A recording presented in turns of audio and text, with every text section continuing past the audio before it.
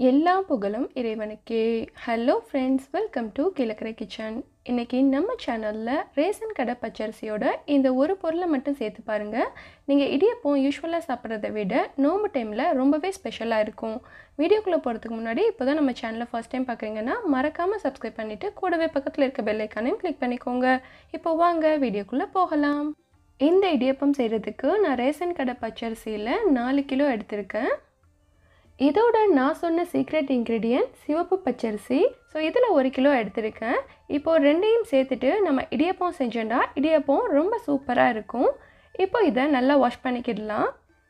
இங்கே நான் 4 kilo ration கடை அரிசிக்கு 1 கிலோ ஆர்கானிக் சிவப்பு பச்சரிசி எடுத்திருக்கேன். இது ரெண்டையும் நல்லா மிக்ஸ் பண்ணிவிட்டு இதை நம்ம வாஷ் பண்ணிக்கிடலாம். நார்மல் ஸ்டீம் ரைஸ்னால் அது ஒரு 2 டைம்ஸ் வாஷ் பண்ணாவே போதும். பட் இது ரேஷன் கடையில் வாங்குறதுங்கிறதுனால கொஞ்சம் தூசியாக இருக்கும். ஸோ அதனால் 4 to 5 டைம்ஸ் நல்லா அலசி எடுத்துக்கோங்க. இதுக்கு முன்னாடி நான் செஞ்ச இடியப்பம் ரெசிபிக்கு எல்லாத்துக்குமே நான் ஒயிட் ரைஸ் மட்டும்தான் யூஸ் பண்ணியிருப்பேன். பட் இந்த இடியப்பத்துக்கு நான் 2 ரைஸுமே யூஸ் பண்ணி செஞ்சுருக்கேன். இந்த இடியப்பம் ரொம்ப சாஃப்டாகவும் டேஸ்ட்டாகவும் மணமாகவும் இருக்கும். இடியப்பமும் நமக்கு லைட் ப்ரௌனிஷ் கலரில் கிடைக்கும். நல்லா ஹெல்த்தியானதும் கூட. இப்போ இதை 4-5 தண்ணி கழுவி எடுத்தியாச்சு. இதை ஒரு சீவில் வடிகட்டிக்கிடலாம். நான் இந்த மாதிரி ஒரு பேஸ்கெட் எடுத்திருக்கேன். இதுக்கு கீழே நான் ஹோல் போட்டிருக்கேன். ஸோ தண்ணி எல்லாமே கம்ப்ளீட்டாக ட்ரைன் ஆயிரும். இதே மாதிரி ஒரு துணியை யூஸ் பண்ணி கூட வடிகட்டிக்கிடலாம். பட் தண்ணி கம்ப்ளீட்டாக வடிஞ்சிடணும். அரிசி ரொம்ப காஞ்சிடக்கூடாது. இப்போது இதை ஒரு தடவை நல்லா கலந்து விட்டுட்டு இதை நம்ம ரைஸ் மில்லில் கொடுத்து அரைச்சி வாங்கிக்கிடலாம். இந்த மாவு லைட்டாக ஈரப்பதமாக இருக்கும். இதை அப்படியே ஸ்டோர் பண்ணக்கூடாது. ஸோ அதனால் நம்ம வறுத்து எடுத்து வச்சுக்கிடலாம். இதை வறுக்கிறதுக்கு ஒரு அகலமான பாத்திரம் எடுத்துக்கோங்க. இது மாவு வறுக்கிற சட்டி. ஸோ நாங்கள் இதை எப்போவுமே மாவு வறுக்கிறதுக்கு யூஸ் பண்ணுவோம். நம்ம யூஸ் பண்ணுற சட்டி நல்லா அகலமாக இருந்துச்சுன்னா உங்களுக்கு வறுக்கிறதுக்கு ஈஸியாக இருக்கும். பாருங்கள், இப்போ மாவோட கன்சிஸ்டன்சி கொஞ்சம் கொஞ்சமாக மாறிட்டே வருது. இது நல்லா ட்ரை ஆயிடுச்சு. தீயை ஹை ஃப்ளேமில் வச்சுக்கோங்க. இதை கண்டினியூஸாக கிளறி விட்டுட்டே இருக்கணும், இல்லைன்னா கீழே அடிப்பிடிச்சிடும். நம்ம எந்த அளவுக்கு மாவு வறுக்கிறோமோ அந்த அளவுக்கு சீக்கிரம் வண்டும் பிடிக்காது. அப்புறம் நம்ம செய்கிற இடியப்பமும் நல்ல மணமாக இருக்கும். இப்போ வறுத்த மாவு எல்லாத்தையும் ஒரு பாத்திரத்துக்கு மாற்றியாச்சு. அடுத்ததாக இதை நம்ம சலிச்சு எடுத்துக்கலாம். ஏன்னா இதில் கப்பிகள் நிறைய வரும். இடியப்ப மாவு ரொம்ப நைஸாக இருக்கணும். ஸோ இந்த மாதிரி நம்ம சலிச்சு எடுத்துட்டோன்னா நமக்கு கப்பி தனியாகவும் இடியப்ப மாவு தனியாகவும் கிடச்சிரும்.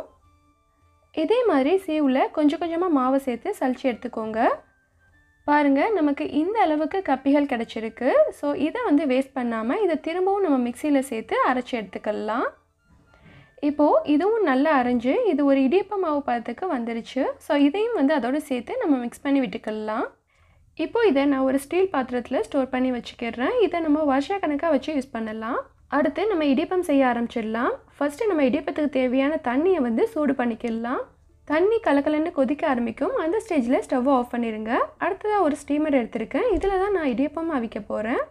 இடியப்பம் செய்கிறதுக்கு முன்னாடி ஃபஸ்ட்டு நம்ம இடியப்ப தட்டை வேக வச்சுக்கிடலாம். தட்டு வேகிற கேப்பில் நம்ம இடியப்பத்துக்கு தேவையான மாவை ரெடி பண்ணிக்கிடலாம். இதுக்கு ஒரு பாத்திரம் எடுத்திருக்கேன். இதில் நம்ம ப்ரிப்பேர் பண்ணி வச்சுருக்கிற மாவில் 1/2 கிலோ அளவு சேர்த்துக்கிறேன். இப்போ நம்ம தேவையான அளவு சால்ட் சேர்த்துக்கலாம். இதை ஒரு தடவை நல்லா மிக்ஸ் பண்ணி விட்டுக்கோங்க. இப்போது இதில் நம்ம கொதிக்க வச்ச தண்ணியை சேர்த்துக்கலாம்.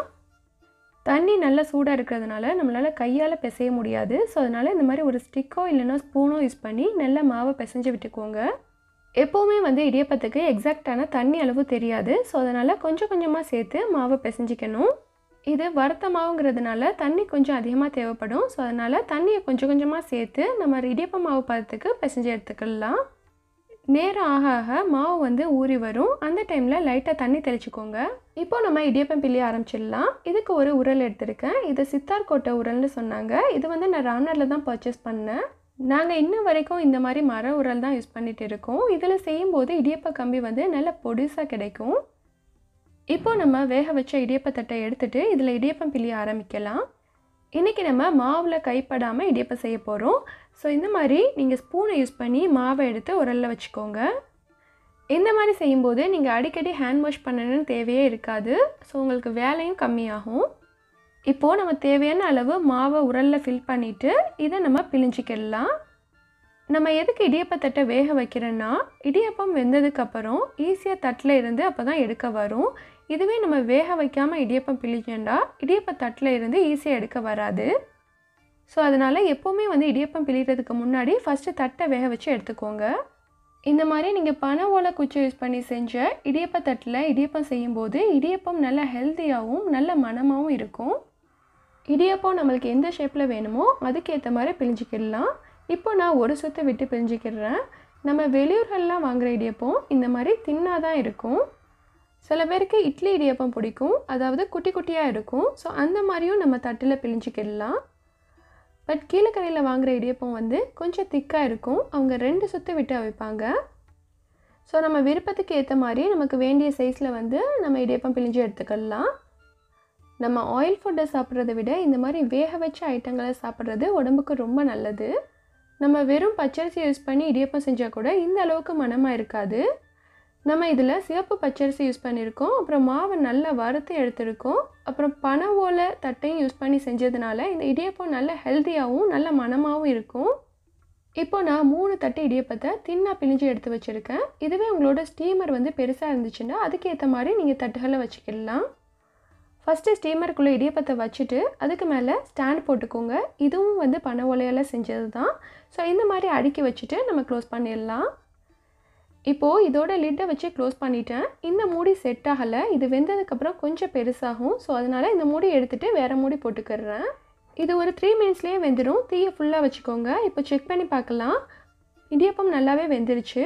இப்போ இதை நான் எடுத்துடுறேன். கையில் ஆவி பற்றாத அளவுக்கு ரொம்ப கேர்ஃபுல்லாக எடுக்கணும். ஸோ ஒரு கரண்டியை வச்சு எடுத்துக்கோங்க. இடியப்பம் வேகும்போதே வீடே கமகமன்னு இருக்கும். இந்த இடியப்பம் வந்து சஹர் டைமில் இல்லைன்னா இஃப்தார் டைமில் நோம்பாளிகள் சாப்பிட்றதுக்கு ரொம்ப அருமையாக இருக்கும். இடியப்பத்தை ஸ்டீமர்லேருந்து எடுத்த உடனே எடுத்துடாதீங்க தட்டில் இருந்து. ஸோ 1 நிமிஷம் வச்சுட்டு எடுங்க, அப்போனா உங்களுக்கு கை சுடாது.